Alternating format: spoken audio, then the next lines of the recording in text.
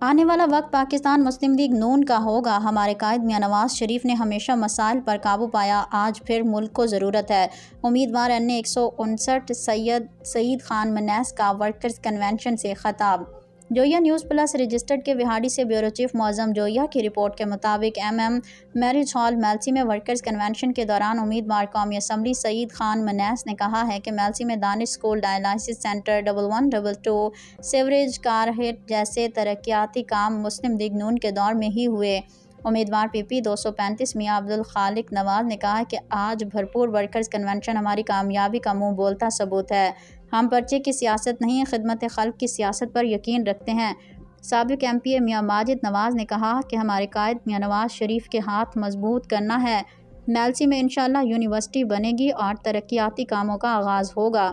انجمن تاجران کے صدر شیخ محمد سلیم، سابق سٹی ناظم نائب محمد اسحاق، محمد اجمل سگو، میاں سجاد احمد نے بھی خطاب کیا۔ اس موقع پر 1 وارڈ سے 12 وارڈ تک کمیٹیاں تشکیل دینے پر بھی بات کی گئی۔